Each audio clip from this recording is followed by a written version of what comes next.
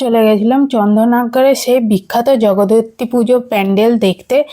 মানকুণ্ডু স্টেশনের চারপাশ দিয়ে শুরু করেছিলাম প্যান্ডেল দেখা, আর মানকুণ্ডু স্টেশন দিয়ে নেমেই দেখলাম এই সুন্দর প্যান্ডেলটা। এত সুন্দর প্যান্ডেল বলে খুব ভিড়ও হচ্ছিল প্যান্ডেলটা। ভেতরে ঢুকতেই দেখলাম অপূর্ব সুন্দর দৃশ্য। কিছুক্ষণ পর মনে হলো এই প্যান্ডেলটা একটু চেনা চেনা লাগছে। তারপর দেখলাম যে এটা পুরো সাউথের মুডিয়ালি প্যান্ডেলের মতন প্যান্ডেলটা করেছে,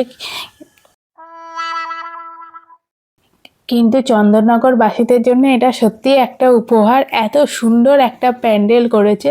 তারপর দেখলাম এই মুভিং ঝাড়গুলো অসম্ভব সুন্দর লাগছিল প্যান্ডেলটা, আর দেওয়ালের মতো ইট দিয়ে তৈরি করেছে প্যান্ডেলটা, আর লাইটের কাজও খুব সুন্দর করে করেছে।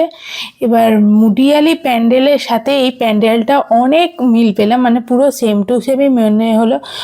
কখনো মনে হলো যে মুডিয়ালের প্যান্ডেলের জিনিসগুলোই এখানে এনেছে, কারণ এই প্যান্ডেলের যে দেওয়ালে ডিজাইনটা করেছে ইট দিয়ে, সেই ইটের জগদ্ধাত্রীর বদলে দুর্গা লেখা।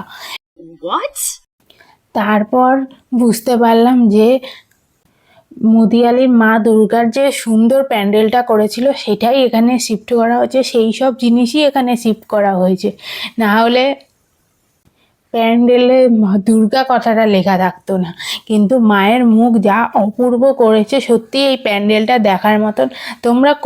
তোমরা কে কে চন্দননগরের কাছে মানকুণ্ডুতে এই প্যান্ডেলটা দেখতে আসছো কমেন্ট করো। এলে প্যান্ডেলটা অপূর্ব লাগবে। আর এই ঝাড়বাতিটা থেকে তো আমি চোখই সরাতে পারছিলাম না। সত্যি ক্যামেরায় অতটা ডিটেলসে বোঝা যাচ্ছে না, কিন্তু এই ঝাড়বাতিটার যে ডিজাইন, তার সাথে যে দুর্গার ছবিগুলো আঁকা আছে, অসাধারণ করে আঁকা আছে। প্যান্ডেলে এতই ভিড় ছিল যে সামনে গিয়ে ভালো করে ঠাকুর দেখা যাচ্ছিল না।